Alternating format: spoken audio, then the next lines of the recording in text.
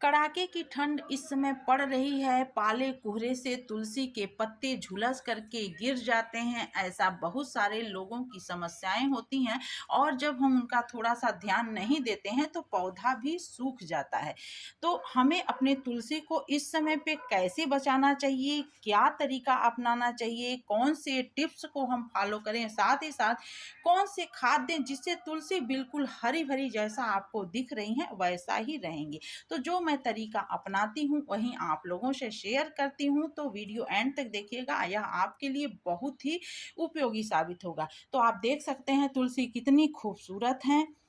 नए नए ब्रांच अभी भी आ रहे हैं और कुछ इसमें मंजरी भी हैं, तो मैं आपको दिखाने के लिए इस मंजरी को कटिंग नहीं करी हूँ।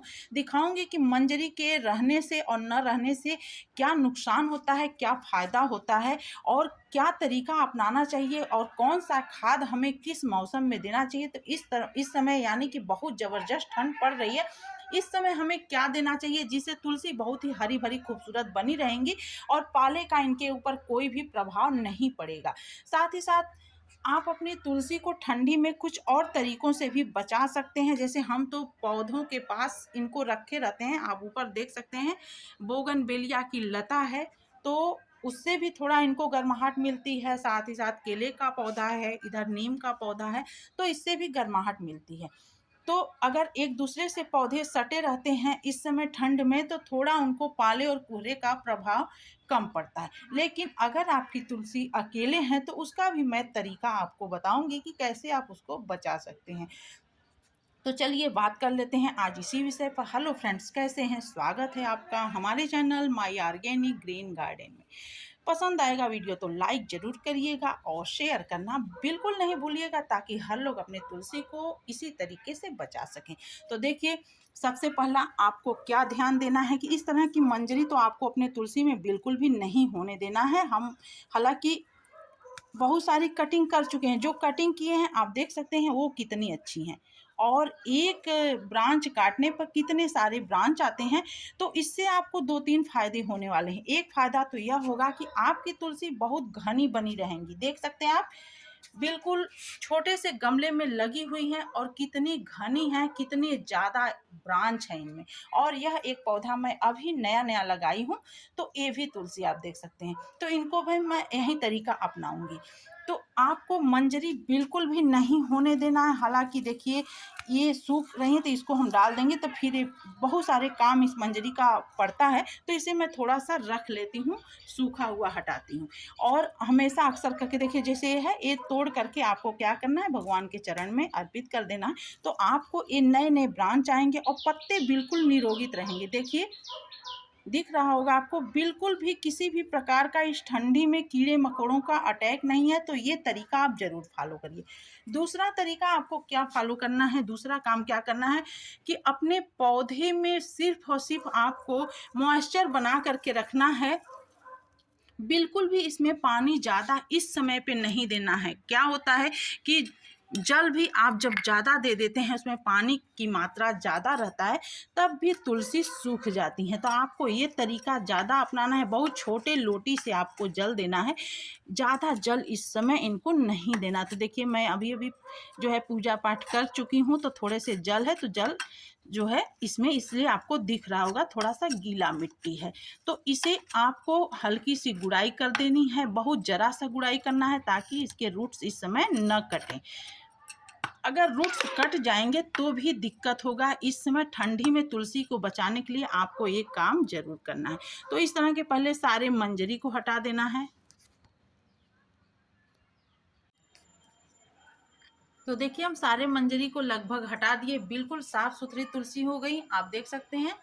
और अब हमें क्या करते हैं, जो सूखे सूखे पत्ते हैं उन्हें भी सबको हटा देना है। इस तरह से बिल्कुल साफ सुथरा कर देना है।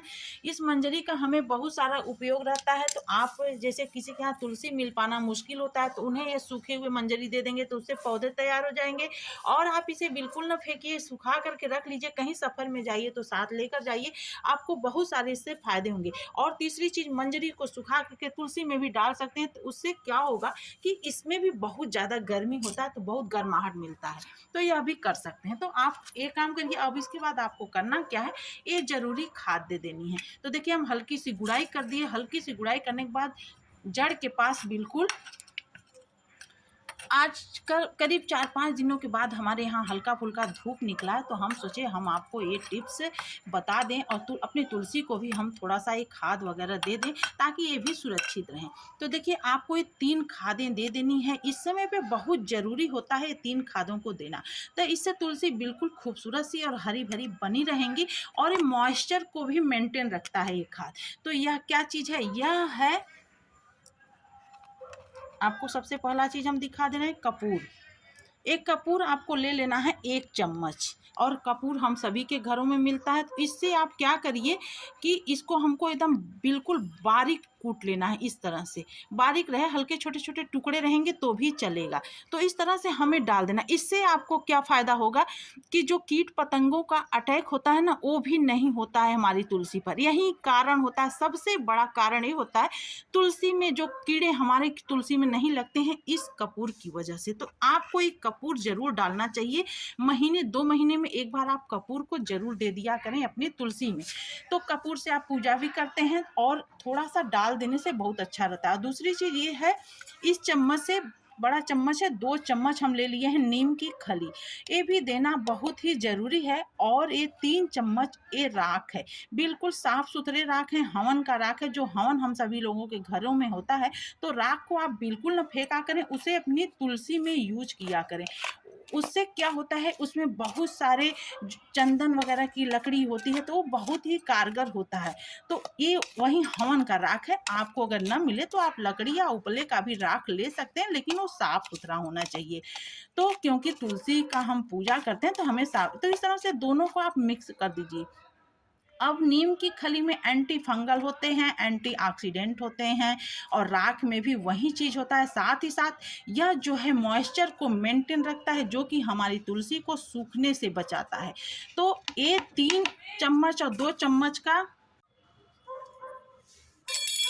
तो 1 चम्मच कपूर, 3 चम्मच राख और 2 चम्मच नीम की खली, ये तीनों मिक्स करके आप इनकी जड़ में डाल दीजिए और ऊपर से मिट्टी से इसको कवर कर दीजिए।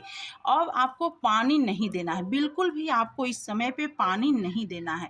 पानी इसमें हल्का-फुल्का मॉइस्चर है, अगर आपकी तुलसी में पानी नहीं है तो हल्का-सा सिर्फ छिड़काव कर दीजिए। तुलसी को पानी बहुत कम चाहता है, और ख़ास तौर से ठंडी में आप इनको जितना कम पानी देंगे, उतना आपकी तुलसी स्वस्थ और खूबसूरत बनी रहेंगी और हरे-हरे पत्ते रहेंगे। बिल्कुल पाले-कुहरे का इनके ऊपर कोई भी प्रभाव नहीं पड़ेगा। तो मैं आपको एक और तरीका बता रही हूँ, जैसे मान लीजिए अगर आपकी तुलसी बिल्कुल अकेले हैं, किसी पौधे के पास नहीं है, तो उनको पौधों के पास रख दीजिए, किसी भी बड़े पौधे के नीचे उनको रख दीजिए, पहली चीज़। दूसरी चीज़, अगर आप ये नहीं कर पाते हैं तो कोई प्लास्टिक से या फिर किसी भी बोरी वगैरह से या फिर किसी मोटे कपड़े से इनको शाम के समय कवर कर दिया करें। उससे भी आपकी तुलसी सुरक्षित बची रहेंगी, पत्ते नहीं खराब होंगे। लेकिन मैं ये नहीं कर पाती हूँ क्योंकि कई सारी तुलसी है, तो मैं सबको ढक पाना मुश्किल है हमारे लिए। तो मैं यही तरीका अपनाती हूँ कि पौधों के पास अगल-बगल मैं रख देती हूँ, तो हर एक दूसरे के पौधे की गर्माहट इनको रहती है। तो आप ये तरीका अपना करके अपनी तुलसी को बचा सकते हैं। निश्चित तौर पे आपकी तुलसी खूबसूरत बनी रहेंगी, यह हमारा गारंटी है कि आपकी तुलसी बिल्कुल नहीं सूखेंगी अगर आप ये तरीका अपनाएँगे तो। लेकिन आप कपूर इनको ज़रूर दीजिए। और एक चीज़ और, अगर आपके तुलसी के पत्तों में कीड़ों का अटैक है तो उसी कपूर के पानी से दालचीनी मिला करके छिड़काव कर दीजिए, धुल दीजिए, एक 10 दिन, हफ्ता 10 दिन में, तो भी आपकी तुलसी बहुत सुंदर, देखिए मैं किसी भी प्रकार का कोई भी दवाई छिड़काव नहीं करती हूँ, सिर्फ यही तरीका अपनाती हूँ, और जो अपनाती हूँ वही मैं आप लोगों से शेयर करती हूँ। कपूर तुलसी के लिए बहुत ही कारगर होता है। तो आप कपूर की आरती अपने घर में सभी देवी देवता करते होंगे, तो आप कपूर को निचोड़ जो है उसका पाउडर बना करके इस तरह से भी प्रयोग करिए, आप निश्चित तौर पे अपनी तुलसी को बचा सकते हैं। राख भी डालिए, वह भी बहुत ज़रूरी होता है, एंटी फंगल होता है, एंटीऑक्सीडेंट होता है, साथ ही साथ कैल्शियम बहुत अच्छे होते हैं। तो पत्ते नहीं गिरने देते हैं। तो उम्मीद है अच्छा लगा होगा आपको आज का ये वीडियो। अगर पसंद आया होगा तो फिर लाइक किए बिना नहीं जाइएगा। पहली बार देख रहे होंगे हमारे इस चैनल को तो सब्सक्राइब करिएगा। मिलते हैं अगले वीडियो में अगली जानकारी के साथ। तब तक अपना ध्यान रखिए, अपनी तुलसी का ध्यान रखिए। Thanks for watching.